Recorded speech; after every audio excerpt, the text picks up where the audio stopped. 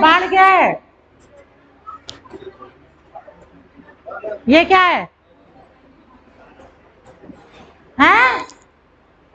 बाढ़ है overflow of water. अरे बाल्टी में पानी भर जाए, बाहर निकल गया, ओवरफ्लो कर गया।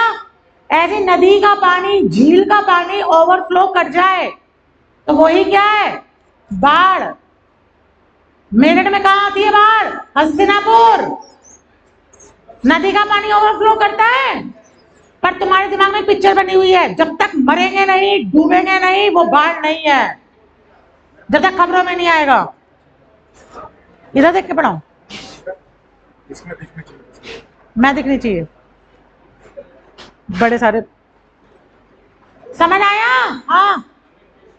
बाद में फिर एक एक करके सब पढ़ लूंगी तो बड़ी दिक्कत हो। तो बाढ़ नहीं पढ़ा रही मैं डिजास्टर मैनेजमेंट पढ़ा रही हूँ। मैं बाढ़ शब्द का मीनिंग बताने की कोशिश कर रही हूँ बस। तो बाढ़ जरूरी नहीं है कि लोग मरे ही मरे उसके अंदर। मैंने डिजास्टर नहीं पूछा बाढ़ से, मैंने फ्लड पूछा है। What is flood? समझ आया? तुमने उसको डिजास्टर के साथ ऐड कर दिया कि मेरठ में कब मरा कोई, कौन कब डूबा, ऐसे तो कभी सुना नहीं। ऐसा नहीं है। बाढ़ क्या है? ओवरफ्लो ऑफ वाटर है। मतलब नदी सिंपल बह रही थी और किसी भी वजह से, बारिश की वजह से, पीछे आने वाले पानी की वजह से ओवरफ्लो हो गया तो वो क्या है? बाढ़। क्लियर? और अगर उस बाढ़ में मरने लगे लोग बाग, कुछ मर जाए या संपत्ति की हानि हो जाए तो वो डिजास्टर है। अब बिहार में क्या हुआ? बिहार में कौन सी नदी बाढ़ लाती है? Very good, Kosi. ठीक है, कोसी नदी ने बाढ़ लेकर आई, हर साल बाढ़ आती है। तो वहां के लोग हैबिचुअल है ना। जब बाढ़ लंबे समय तक रह गई, उनको खाने के लिए नहीं मिला, उनके जानवर डूब गए, उनकी खेती खराब हो गई, मरा कोई नहीं। लेकिन मैं बार बार एक शब्द कह रही हूं, जान माल की हानि, धन संपत्ति की हानि। उनके जानवर, उनके खेत क्या है? उनकी संपत्ति है। तो उनके लिए वो क्या हो गया? डिजास्टर। क्लियर? समझ आया? अंतर क्लियर है? फ्लड क्या है, बाढ़ क्या है? क्लियर? चलो, बाढ़ के बाद ड्राउट, सूखा। क्या सूखा क्या होता है? पानी की कहां पर? कहां पर? जहां लोग बाग रहते नहीं, सॉइल में। क्या मेरठ में मेरठ कितने बारिश वाले क्षेत्र में आता है? क्योंकि तुम्हें बेसिक चीज नहीं पता होगी तो तुम आगे नहीं लिख पाओगे, इसलिए मैं एक एक वर्ड बता रही हूं। मेरठ कितने वर्षा के क्षेत्र में आता है? मानसून पड़ा होगा इंडिया में। कितनी बारिश होती है मेरठ में? अप्रॉक्स बता दो।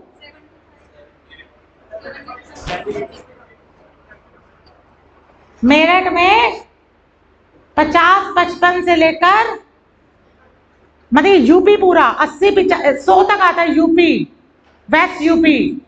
और मेरठ वाला आपका, मेरठ में जो रेनफॉल होता है 60-65 सेंटीमीटर। और बहुत बार ऐसा हुआ है कि मेरठ में वर्षा काफी कम हुई है। देखो ये पैरामीटर्स अलग अलग है, सिंचाई के अनुसार अलग है, सिंचाई विभाग के अनुसार अलग है, मेट्रोलॉजिकल डिपार्टमेंट के अनुसार अलग है पैरामीटर। मेरठ में बारिश कम होने के बावजूद भी मेरठ को सूखाग्रस्त क्षेत्र घोषित नहीं किया गया, क्योंकि मेरठ में क्या उपलब्ध है? सिंचाई सुविधा है कि सिंचाई होती है, तो सिंचाई से मिट्टी को क्या मिल गया? पानी। अब तेलंगाना की बात करूं, तेलंगाना कैसा प्रदेश है? तेलंगाना सूखाग्रस्त प्रदेश है। एक ऐसा राज्य है जहां पे अक्सर सूखा पड़ता रहता है। सुना है तेलंगाना? यहां पे सूखा क्यों पड़ता है?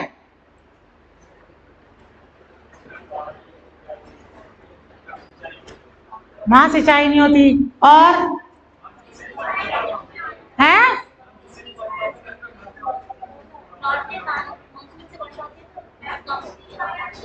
Very good. एक बच्ची पीछे से बोली किसमें पढ़ता है? वृष्टि छाया प्रदेश में। वृष्टि छाया, रेन शैडो एरिया, सबको पता है? वृष्टि छाया प्रदेश सबको पता है? भाई जिसको नहीं पता बोल दिया करो कि बता दो, वरना मैं आगे बढ़ू। वृष्टि, ये एक पहाड़ है, पहाड़ की एक तरफ वर्षा हुई और दूसरी तरफ जहां हवा उतर रही है वहां वर्षा नहीं हुई, तो जहां वर्षा नहीं हुई वो वृष्टि छाया प्रदेश। क्या है? तेलंगाना एक वृष्टि छाया प्रदेश है, तो वहां पे ये ड्राउट प्रॉब्लम नॉर्मल है, ठीक है। तो जहां पर भी समस्या आएगी वहां पे, और उससे लोग प्रभावित हुए एंड लोग बग आत्महत्या तक करते हैं, तो वो क्या बन गया? डिजास्टर। क्लियर? तो क्योंकि एग्जाम में क्वेश्चन है ड्राउट प्रोन एरिया, उसके बारे में लिखना है, तो तुम्हें थोड़ा तो पता होना चाहिए कौन सा है, क्यों है, यहाँ ये आपदा क्यों आती है। हरिकेन, टॉर्नेडो, ये तुम्हारे इंडिया में नहीं आते, है ना। हरिकेन कहाँ आते हैं? अमेरिका में। अंदर बाहर? अब पूरा जवाब दो, अमेरिका तो बहुत बड़ा है। हाँ, वो जगह कौन सी है? Caribbean sea, gulf of Mexico, और टॉर्नेडोज इनर पार्ट में आते हैं। चलो, भारत में नहीं आते, हमें इससे मतलब नहीं। एटमॉस्फेरिक हजार्ड्स, जो वायुमंडल के द्वारा होते हैं। ट्रॉपिकल साइक्लोन तुम्हारे एरिया में होता है। टॉर्नेडोज, ड्राउट, थंडरस्टॉर्म, लाइटनिंग, बिजली चमकी, गड़गी, सब क्लाइमेटों में पढ़ा होगा आपने। अदर नेचुरल हजार्ड्स, दूसरे प्राकृतिक हजार्ड्स कौन कौन से हैं जिन्हें हम एक स्पेशल पार्ट में रखते हैं? है तो वो नेचुरल, जैसे किसी इंसेक्ट की वजह से इन्फेक्शन हुआ और वो फैलता चला गया, या किसी जंगल में आग लग गई, सुना है जंगलों में आग लग जाती है। और एपिडेमिक्स, डिजीज एपिडेमिक्स। अब ये वर्ड आ रहा है एपिडेमिक्स, और हम सुनते हैं पैंडेमिक, तो इन वर्ड को भी पता होना चाहिए इसमें क्या डिफरेंस है ना।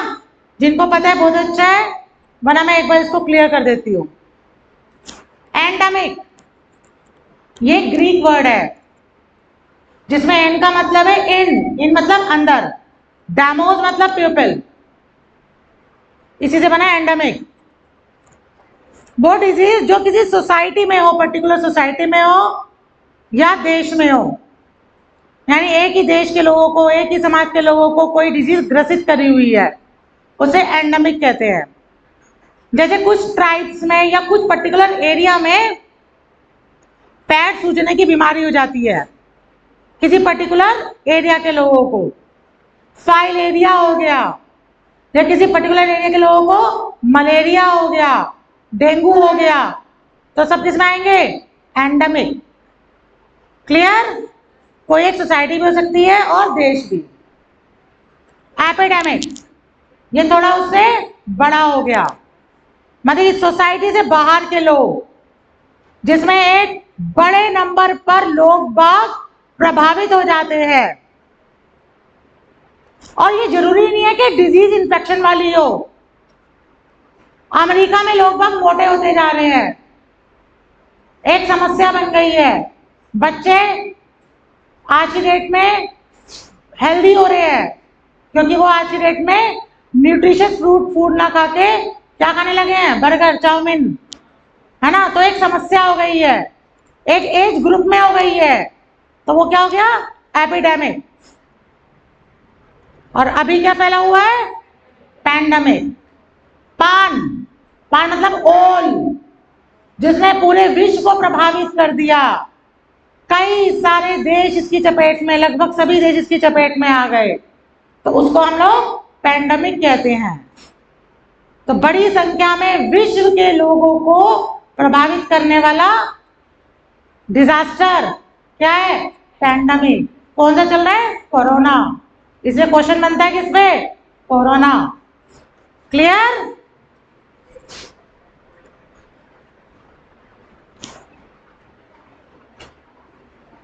बोर हो रहे हो?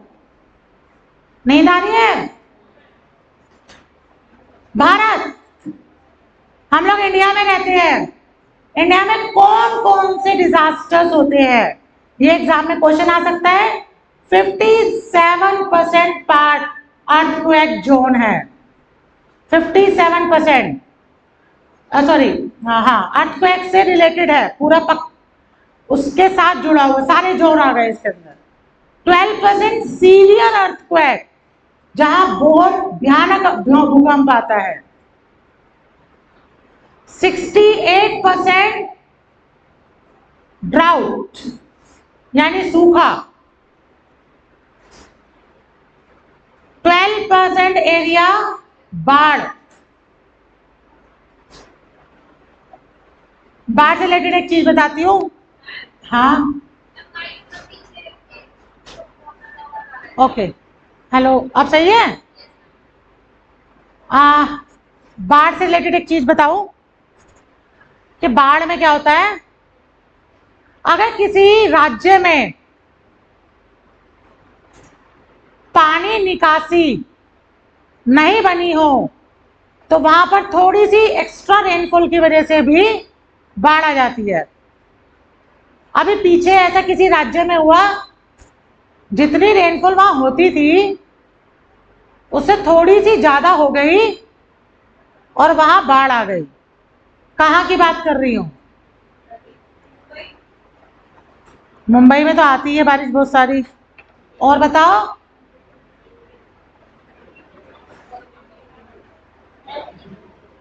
बोलो बोलो। नो, नहीं, अब सारे स्टेट बोलते जाओ, कोई तो आ ही जाएगा चपेट में। मैंने एक हिंट भी दे दिया, जहां बारिश कम होती है। राजस्थान। राजस्थान, राजस्थान में पीछे ऐसी कंडीशन हुई कि थोड़ी सी रेनफॉल थोड़ी सी ज्यादा हो गई तो वहां हल्की सी बाढ़ से काफी लोगों की मृत्यु हो गई। वहां पे उनको निकालना काफी मुश्किल हो गया। क्यों?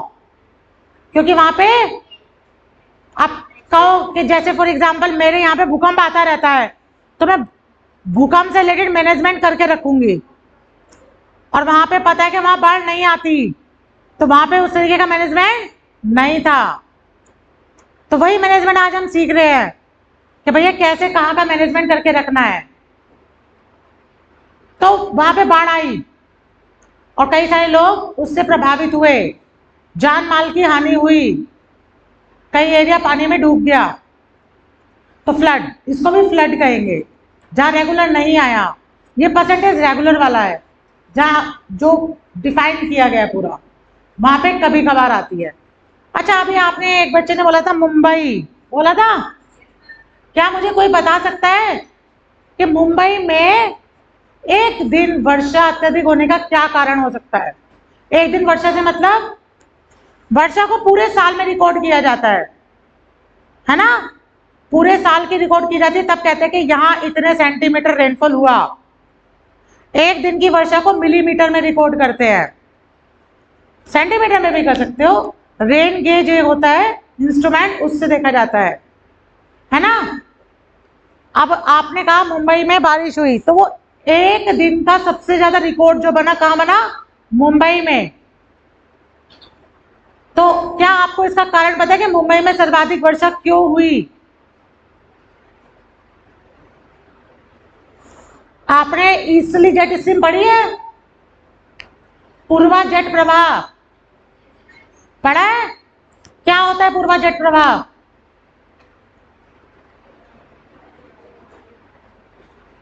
चलो कोई बात नहीं, अब आगे कभी पढ़ लेना। ईस्टर्ली जेट स्ट्रीम से एक सेल बनता है, वॉकर सेल, जिसकी वजह से अरेबियन सी में प्रेशर ज्यादा हो जाता है और मुंबई में ज्यादा रेनफॉल होने लगता है। वो एक पूरा सिस्टम है। ईस्टर्न जेट स्ट्रीम का बड़ा इंटरेस्टिंग है। साउथ चाइना सी से स्टार्टिंग होती है उसकी, और अरेबियन सी पर नीचे उतरता है, फिर वो आगे मूव करता है। तो इसको आप लोग पढ़ लेना, ठीक है? नेक्स्ट, 12% पार्ट फ्लड का हो गया, 8% पार्ट आपका साइक्लोन। भारत में 8% भाग में साइक्लोन आता है। साइक्लोन भारत में कब आता है? चक्रवात। चक्रवात भारत में कब आता है? जून, जुलाई। मैं कह रही हूँ अप्रैल और मई। अप्रैल एंड मई। क्यों आता है अप्रैल और मई में? क्योंकि साइक्लोन का एक सिस्टम है। चक्रवात क्या है? साइक्लोन हवा का घूमता हुआ तंत्र है। एक बेसिक कंसेप्ट याद रखो,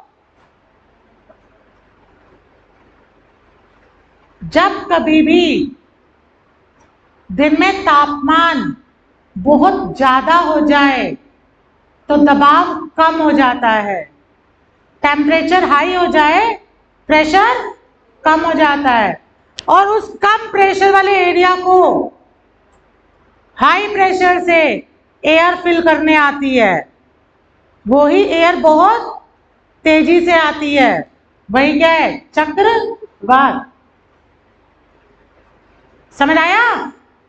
जब गर्मी में तापमान क्या हो जाए? अरे गर्मी में कैसा होगा तापमान?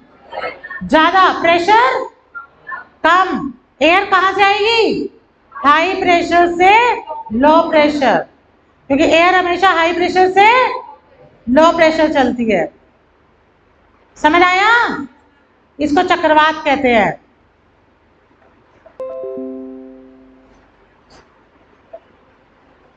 चक्रवात भारत में फिर आया अक्टूबर नवंबर में, बंगाल की खाड़ी में। यार भूल जाती हूँ, अब सही है। बंगाल की खाड़ी में। अब बंगाल की खाड़ी में चक्रवात जो आया वो किस वजह से आया, बताएगा कोई? बंगाल की खाड़ी में चक्रवात अक्टूबर नवंबर में आता है, क्यों?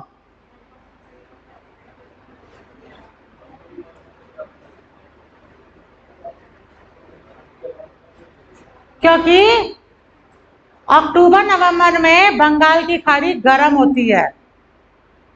आपने मानसून में एक बेसिक कंसेप्ट पढ़ा होगा कि लैंड और वाटर में अपोजिट रिलेशन होता है। अगर लैंड गर्म है तो पानी ठंडा होगा, पानी ठंडा है तो लैंड गर्म, और लैंड ठंडी है तो पानी गर्म। अक्टूबर नवंबर से लैंड ठंडी होनी शुरू हो जाती है तो पानी गर्म होगा, क्योंकि पानी को गर्म होने में ज्यादा समय लगता है। समझ आया? अब देखो ये बेसिक क्लाइमेटोलॉजी है, ये जस्ट मानसून के बेसिक चीजें हैं साइक्लोन की। तो ये इसमें पूरे 1.5 से 2 घंटे चाहिए होते हैं साइक्लोन पढ़ने के लिए। तो मैं हल्का सा तुम्हें एक हिंट दे रही हूँ बस साइक्लोन का, क्योंकि पता होना चाहिए कि साइक्लोन कहाँ आता है। तो यानी कि अक्टूबर नवंबर में साइक्लोन आया कहाँ? बंगाल की खाड़ी में। तो वहां किसको नुकसान पहुंचेगा? मछुआरों को।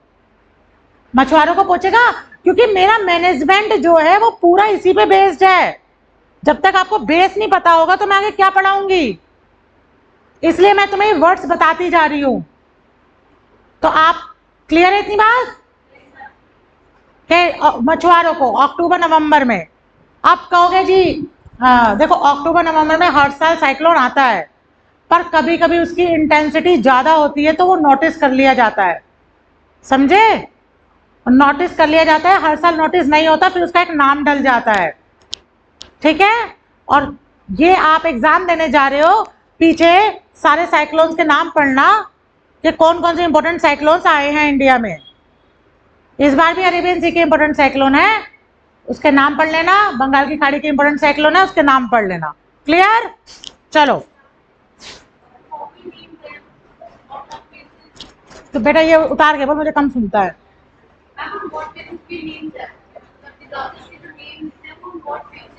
ये देखो ये डिजास्टर के नाम नहीं है, साइक्लोन के नाम है। अब ये साइक्लोन वाले टीचर पढ़ाएंगे, मैं मैनेजमेंट पढ़ाऊंगी सिर्फ। वैसे मैं हल्का सा हिंट दे देती हूँ, तुमने पूछा है, कंट्रीज का ग्रुप बना हुआ है, सबकी बारी आती है, अल्फाबेटिकली नाम रखे जाते हैं। ठीक है?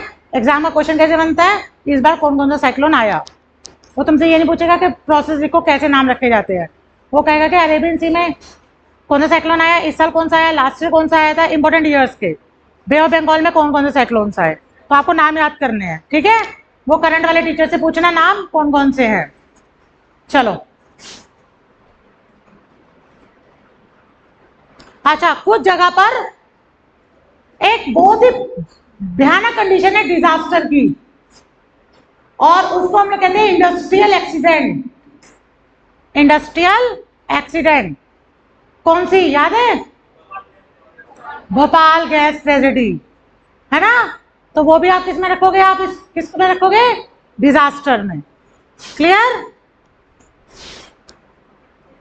फ्लड वाले एरिया भारत में, ये सारे रीजन फ्लड वाले, सबसे ज्यादा ये यहाँ पे ब्रह्मपुत्र नदी फैक्टर बन जाती है, यहाँ गंगा नदी फैक्टर बन जाती है, ये डेल्टाई रीजन, तो ये सारे रीजन आपने फ्लड वाले एरिया में, फ्लड वाला एरिया इंडिया में ये है मेन।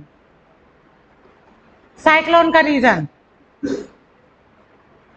साइक्लोन्स आपके बंगाल की खाड़ी का साइक्लोन, उत्तर भारत का साइक्लोन, नॉर्थ ईस्ट का साइक्लोन, जो जितना डार्क है वहां पे साइक्लोन उतना ही हाई इंटेंसिटी का आता है।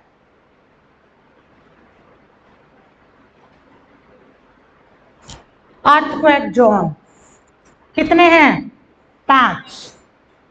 तुम कितने, कौन से वाले में हो?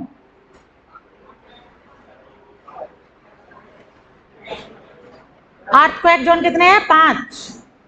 ये देखो, जो सबसे डार्क एरिया है, सबसे डार्क वाला एरिया, सबसे हाई जोन, फिर पिंक वाला, डार्क पिंक वाला सेकंड, फिर उससे लगा हुआ थर्ड, सबसे कम जो भूकंप आता है सबसे लाइट वाले एरिया में। अभी देखो ये वाला एरिया, यहाँ का भूकंप याद है? कौन सा एरिया? भुज वाला, 26 जनवरी को आया था भूकंप।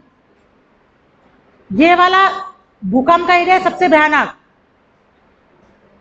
तो भूकंप में आपने पढ़ा होगा एमबीटी, एमबीएफ। यहाँ पे जो मेन रीजन है भूकंप आने का ऊपर वाले एरिया में, एमबीटी और एमबीएफ पढ़े? Main boundary thrust and main boundary fault, दो फोल्ट है जिसके सारे भूकंप आता है इस एरिया में ज्यादा, ठीक है। कोई भी घटना घटित होगी, कौन कौन से एलिमेंट रिस्क पर है? पहले, सबसे पहले तुम लोग, हम लोग यानी, सेकंड जानवर, थर्ड जो घर के गांव के कच्चे मकान होते हैं, और मकान पर खतरा, शहर के मकानों पे भी खतरा, तुमने जो क्रॉप लगाई है, पेड़ हैं, टेलीफोन वायर्स हैं, इलेक्ट्रिक पोल्स हैं जो खंबे लगे हुए हैं, boats, working instruments, personal property, electricity, water, food supply, सब चीजें रिस्क पे पहुंच जाती है, और इंफ्रास्ट्रक्चर तो खराब होता ही है। ये सारी चीजें रिस्क पर है जब कोई डिजास्टर आता है।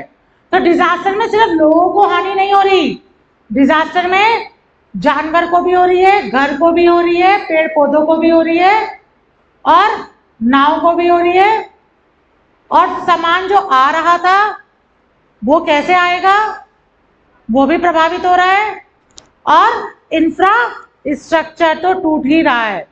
और डिपेंड करता है कि भूकंप आया है या साइक्लोन आया है, किस तरीके की डिजास्टर है। साइक्लोन, अब कहीं पर एरिया है साइक्लोनिक एरिया, साइक्लोन आता है वहां पर,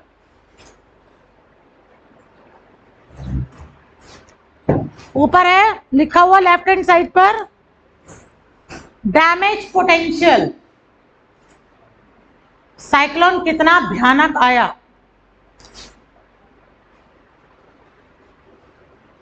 उसकी तीव्रता क्या है, उससे प्रभावित होगी क्या, क्या लिखा है, सोसाइटी यानी समाज।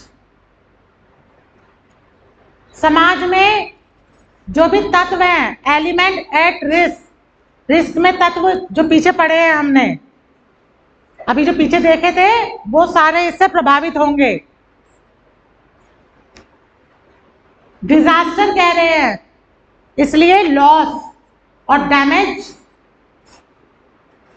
होगा क्योंकि ये डिजास्टर है।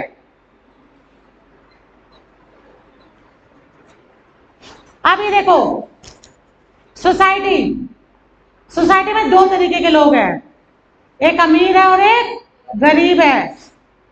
कहीं डिजास्टर हुआ, आया, किसको ज्यादा फर्क पड़ेगा? अरे ये तो नॉर्मल बात है, किसको फर्क पड़ेगा? ये बताएगी बच्ची लास्ट, किसको फर्क पड़ेगा? सुना ही नहीं क्वेश्चन, सीधी बैठ, अपनी रीढ़ की हड्डी सीधी करो। आवाज ज्यादा ऐसे बोलूं, पीछे आवाज आ रही है ऐसे?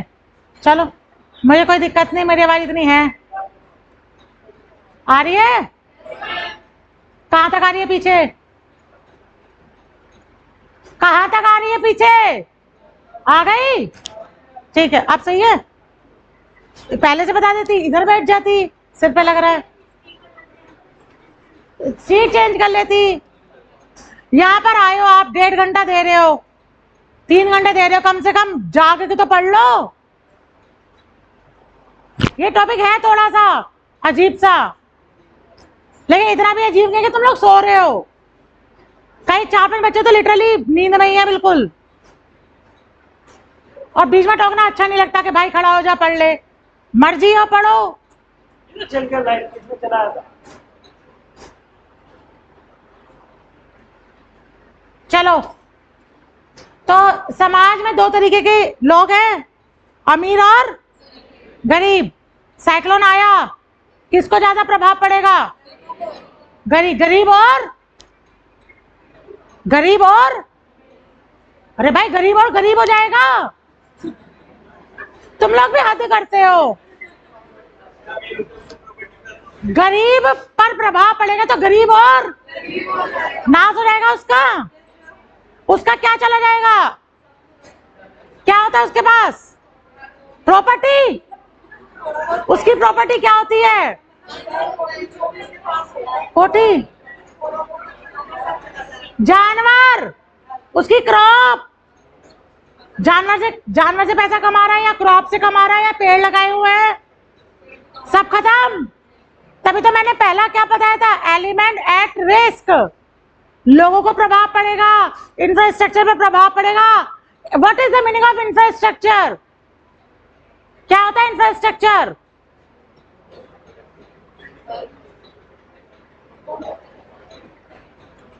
कृषि का इंफ्रास्ट्रक्चर क्या है? कृषि का,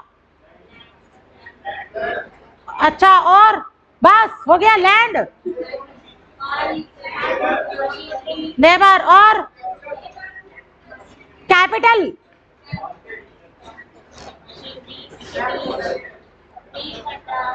वेरी गुड, एक बच्ची बोली बीज, खाद, पानी, ये है इंफ्रास्ट्रक्चर। तुम्हारी क्लास का इंफ्रास्ट्रक्चर क्या है? जहां बैठे हो, chair, table, projector, marker, pen, बस ये पता है। तो एक जिस जगह का व्यक्ति जहां रह रहा है वहां का उसका अपना इंफ्रास्ट्रक्चर होगा ना। और साइक्लोन आ गया तो बैंड बज गई उसके इंफ्रास्ट्रक्चर की, खत्म हो गया। समझ आया? तो क्या लिखा है? पुअरर देन बिफोर, गरीब पहले से भी। एक गठरी लेता है, सिर में रखता है और चल पड़ता है। देखिए ये पिक्चर में, टीवी में देखा होगा, तुम्हारे यहाँ तो बाढ़ आती ही नहीं है। अब मत कह देना बाढ़ नहीं आती, आती है, पर वो डिजास्टर। शुक्र है इतना समझ आया। ये होने लगता है बस। अब उस बच्चे के कान में लग रहा है। अब पता है मेरे मेरे दिमाग में पढ़ाते हुए ये रहता है माइक नीचे ना हो गया ऊपर ना हो गया, यानी कि जो आपकी रूटीन की जिंदगी है वो क्या हो जाती है, पूरी नॉर्मल लाइफ डिस्टर्ब। अगर भगवान न करे इस साल इंडिया में साइक्लोन आ जाए तो यूपीएससी का क्वेश्चन बन जाता है ना, मेंस का।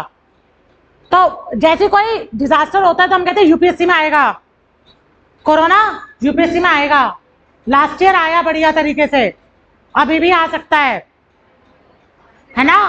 तो अगर साइक्लोन आ जाता है तो ये डायग्राम बना सकते हो ना, ये किसी किताब में नहीं है, दुनिया भर के नोट देख लेना कितने बच्चों ने बनाया, इतने ही बच्चे सीरियस हैं। फिर आप 50 किताबें पढ़ लेना, फिर वही कहावत होती है, पोथी पोथी पढ़ी के पंडित हुआ ना कोई, फोटो बिल्कुल मत खींचो, रिकॉर्डिंग बिल्कुल मत करो, बना लो, 2 सेकंड का काम है बस। याद आएगा जिंदगी में कभी एग्जाम दोगे मेंस का तो। देखो लिखता हर बच्चा है, एग्जाम में लिखता हर बच्चा है कुछ ना कुछ, पर एक चीज होती है प्रेजेंटेशन, आप अपने आंसर को किस तरीके से प्रेजेंट कर रहे हो। और वो प्रेजेंटेशन तभी आती है जब आप चीजों को बाकी लोगों से अलग लिखोगे, अलग कुछ बनाओगे, फ्लो डायग्राम बनाओगे।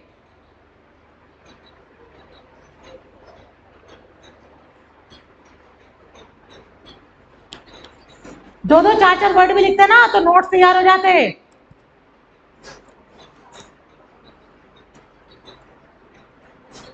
चलो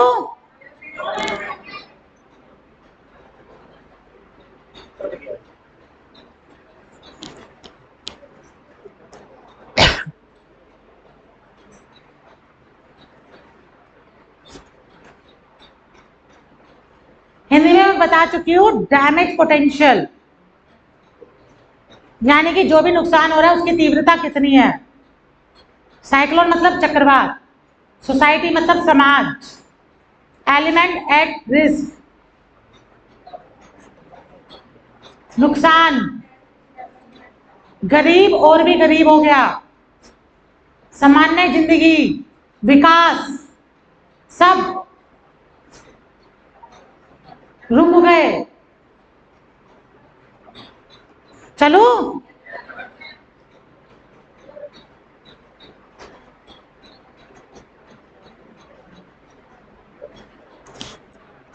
अब पहले सुन लो, बनाना बाद में, पहले सुन समझ लो। अब क्या हुआ था, पहले वाले में ये था society, element at risk, huge loss and damages, ये था। हाँ अब क्या हुआ कि साइक्लोन तो आया, अब मैंने ऊपर हजार्ड लिखा है, साइक्लोन खतरनाक आया, ठीक है, लेकिन वो सोसाइटी अवेयर थी, सोसाइटी अवेयर थी यानी कि जागरूक थी, उसे पता था क्या करना है। जैसे अमेरिका में टॉर्नेडो आता है, ट्विस्टर आता है, तो पता है क्या होता है, टॉर्नेडो ट्विस्टर में क्या होता है कि पूरे के पूरे मकान, गाड़ी सब चपेटे में आ जाती हैं। तो वहां के लोग अवेयर है, इसलिए वह लोग घर के नीचे तहखाना बना के रखते हैं।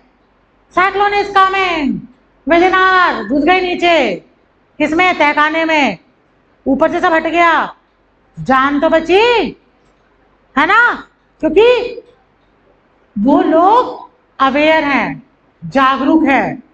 तो यानी कि जागरूकता से आप लोग क्या क्या कर सकते हो, अवेयरनेस इफेक्ट ऑन एलिमेंट, अगर आप जागरूक हो तो रिस्क फैक्टर बहुत ही कम हो जाता है। समाज ने इतना जागरूक है कि उसने क्या ले लिया, एक्शन प्लान, समाज ने क्या लिया, एक्शन ले लिया। जैसे आधा घंटा पहले पता चला कि साइक्लोन आने वाला है बे ऑफ बंगाल में, तो लोग बागों ने क्या किया, वहां से हटना शुरू कर दिया, जो भी अपना इंपॉर्टेंट सामान है वहां से हटाना शुरू कर दिया। तो ये क्या हो गया उनका एक्शन प्लान। तो इसके लिए क्या मजबूत होना चाहिए, कम्युनिकेशन सिस्टम, अलार्मिंग सिस्टम, कल मैनेजमेंट में ये सारी बातें आएंगी। अगर अगर कम्युनिकेशन सिस्टम स्ट्रांग है और अलार्म बज गया, सुनामी आने वाला है, आधे घंटे में सुनामी आ जाएगा, तो दो तरीके के लोग हैं समाज में। एक वो जो देखते क्या होता है, मोबाइल लेके खड़े हो जाएंगे क्या बनाने के लिए, वीडियो। और दूसरा आदमी क्या करेगा, भाई जितना जल्दी हो यहां से निकल ले। अभी मैं फेसबुक पे देख रही थी, वीडियो वायरल हो रखी थी कि पानी बहुत तेजी से बह के आ रहा है, आदमी खड़ा होकर उसकी वीडियो बना रहा है, देख रहा है, थोड़ी देर बाद पता ही नहीं चला आदमी कहां चला गया है। होता है ना ऐसा आज? ये जो लालच है वीडियो बनाने का, फोटो खींचने का, ये ले डूबा। ऐसा एक्शन नहीं चाहिए, जान को बचाने का एक्शन चाहिए। अब तुम घर तो सिर्फ उठा के ले जा नहीं सकते, है ना? जितना कर सकते हो उतना तो लेके मैक्सिमम दूरी पे पहुंचो। तो ये क्या लिया, एक्शन प्लान हमने लिया करा। तो एक्शन प्लान से क्या हुआ, जो हमारा लॉस था वो कम से कम हुआ। बाकी भरपाई तो सरकार कर देती है कुछ चीजों की।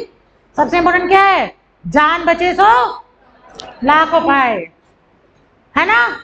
एंड आगे क्या लिखा है, मोर स्टेबल सोसाइटी। तो ऐसे में जो सोसाइटी होती है वो स्टेबल रहती है। जब ज्यादा नुकसान नहीं होता तो समाज जैसा होता है वो वैसे ही आगे सर्वाइव कर जाता है, क्योंकि नुकसान ज्यादा नहीं हुआ। लेकिन अगर नुकसान जान का भी हो गया, माल का भी हो गया, तो वो सोसाइटी स्टेबल नहीं रहती, वो वैसे नहीं रहती जैसे वो पहले थी। कम्युनिटीज मोर रेजिलेंट। जो कम्युनिटीज है वो लचीली होती है, वो इजीली एक एरिया से दूसरे एरिया में मूव कर जाती हैं, और जब सही हो गया तो वो फिर वापस आ गए। Quicker recovery. जब एक्शन प्लान लेते हो तो उस एरिया की रिकवरी भी बहुत तेजी से होती है। जैसे कोई व्यक्ति बीमार पड़ा, उसका ऑपरेशन हुआ, अगर वो सोच ले कि हाय मेरा तो हार्ट का ऑपरेशन हुआ है, मैं तो मर जाऊंगा, मर ही जाता है, और वो सोच ले नहीं कुछ भी नहीं है, मैं तो सही हो जाऊंगा, तो वो रिकवर जल्दी करता है। होता है ऐसा? सबसे पीछे पिंक दुपट्टा होता है, क्या होता है, रिकवरी जल्दी होती है। जहां पे क्या लिया जाता है, एक्शन प्लान। समझ आया? गुड, मजा आया? मैं लाइट चली गई, मजा आया? ये डिजास्टर हो गया भाई, यही पढ़ाया मैंने अभी तक, ये डिजास्टर हो गया।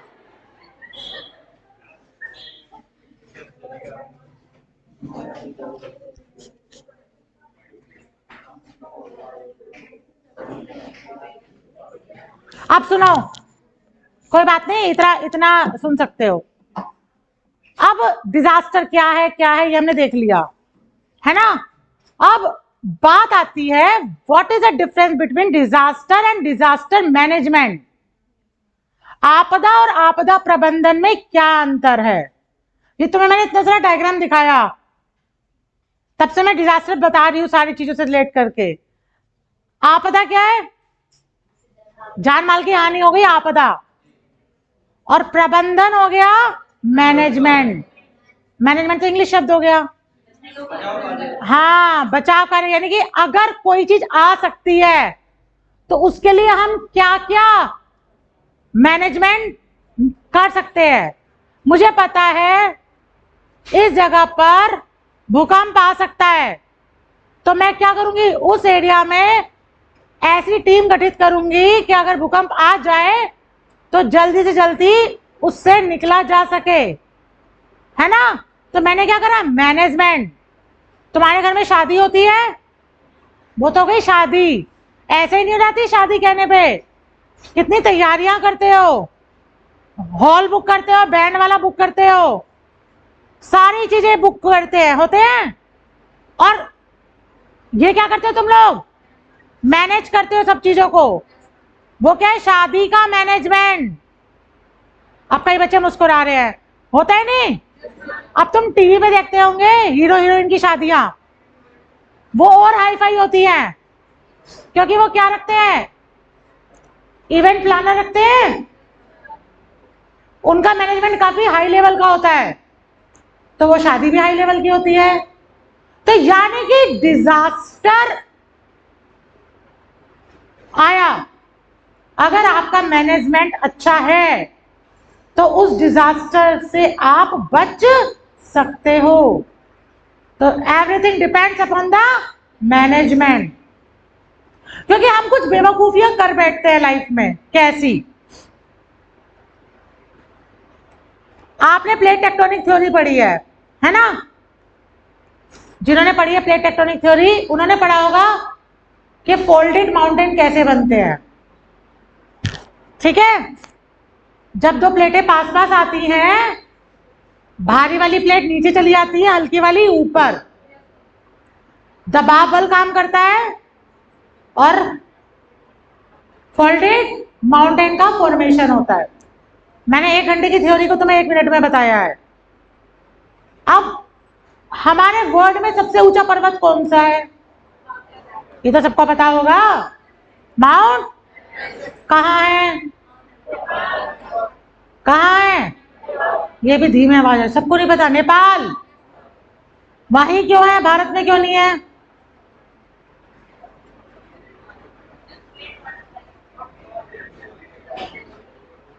हिमालय तो भारत में भी है, और वो हिमालय में ही तो है।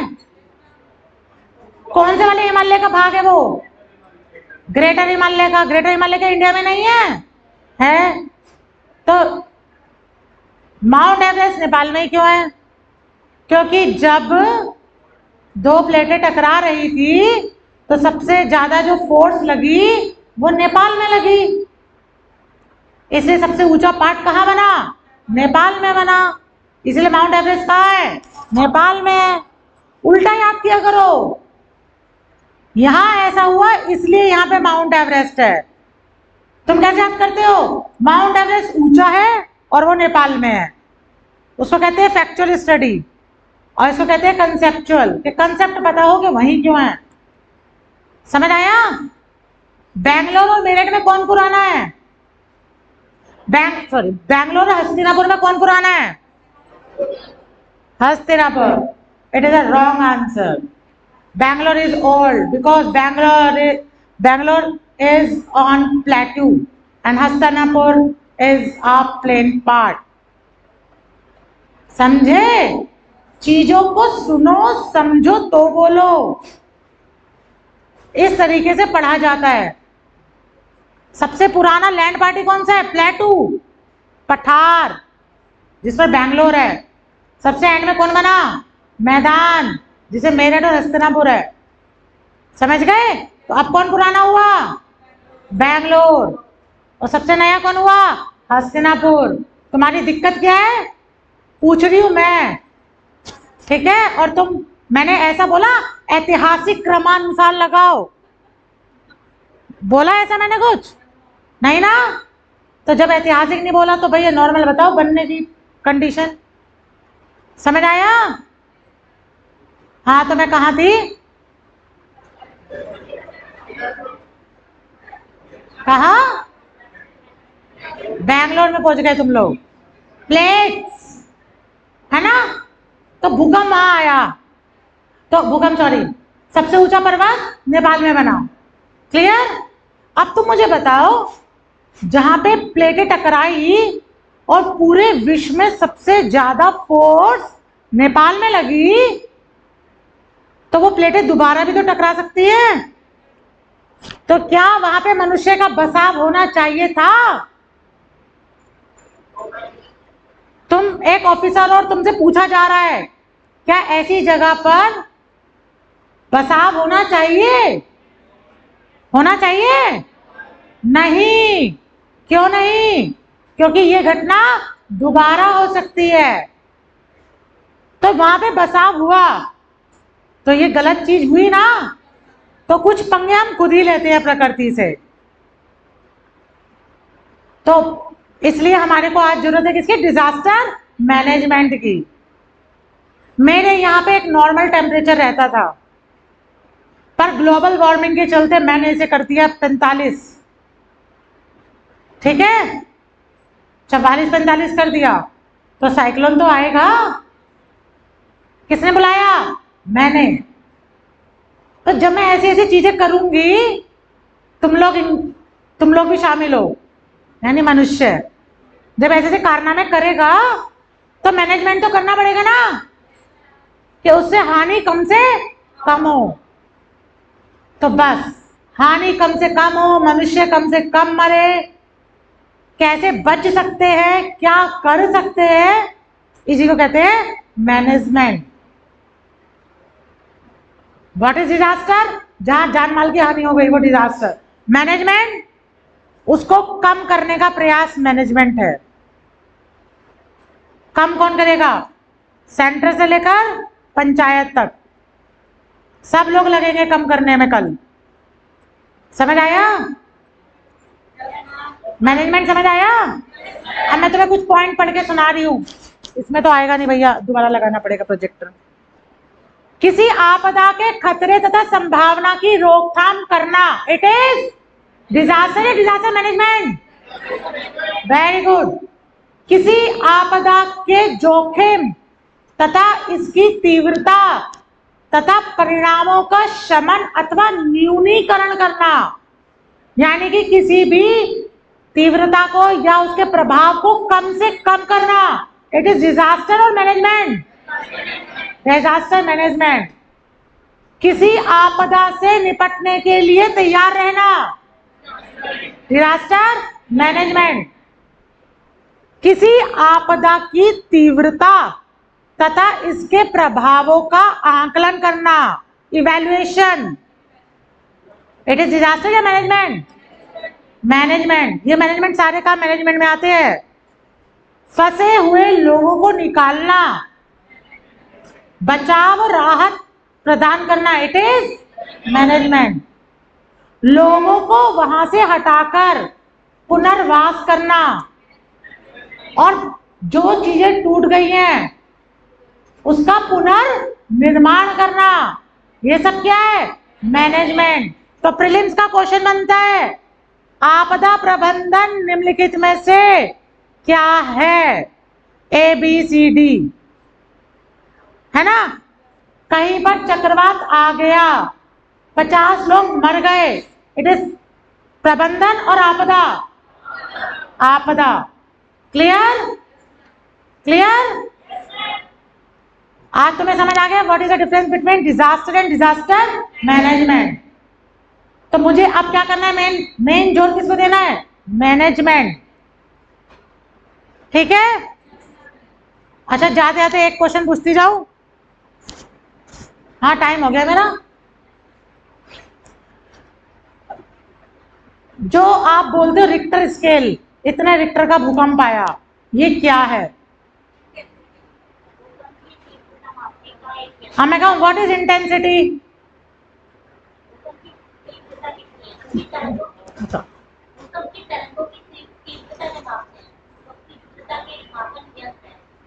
रिक्टर। ओके। और तीव्रता क्या है? नो, एक कंसेप्ट क्लियर कर लो, कर लो क्लियर। ये यूपीएससी के मेंस का क्वेश्चन है, बताओ। There are two type of scale, Richter and Mercalli. Richter, और कल मुझे कहोगे तो मैं पीपीटी में दिखा दूंगी थोड़ा सा,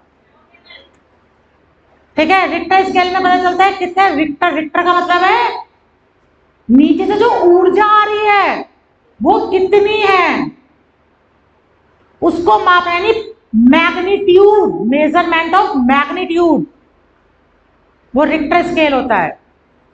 मैग्नीट्यूड यानी कि परिमाण को मापना, और कहां पर कितनी कैजुअलिटी हुई, ये मर्केली स्केल पे मापा जाता है। इसे तीव्रता कहते हैं। तीव्रता बिल्कुल अलग चीज है। समझ आया? कल मुझे बोलना, मैं थोड़ा सा दिखा दूंगी इसको, क्योंकि पता होना चाहिए आपको डिजास्टर लिखते हुए। कहीं पर सुनो, कहीं पर रिक्टर है 7.5, ज्यादा है कम है? बहुत ज्यादा। और मर्केली स्केल पे नंबर है 2। 2 का मतलब है कम कैजुअलिटी। इट इज डिजास्टर और नॉट? कैजुअलिटी सिर्फ 2, और एक जगह भूकंप है 6 रिक्टर और कैजुअलिटी है 5000, तो डिजास्टर कहाँ है? जहां पे रिक्टर स्केल कम है। यानी कि खाली रिक्टर को देखकर आप ये नहीं कह सकते कि क्या इसकी तीव्रता ज्यादा है, ये डिजास्टर है। डिजास्टर के लिए आपको मर्केली स्केल पे जाना पड़ेगा। क्लियर? समझ आया क्या कहना चाह रही हूं? 2 स्केल पे मापा जाता है। ठीक है, ये कल बताऊंगी, अब मैं दिखा दूंगी थोड़ा सा तो याद हो जाएगा। आपने पढ़ा है, ठीक है। तरंगे पढ़ी हैं, पी तरंग, एस तरंग, एल तरंग पढ़ी हैं, वो ठीक है, ठीक है, लेकिन इसका अंतर भी पता होना जरूरी है। और कोई भी चीज क्लियर एक लाइन में होनी चाहिए। चलो बस सर, हो गया। ठीक है, कल मिलते हैं। समझ आई क्लास? ओके।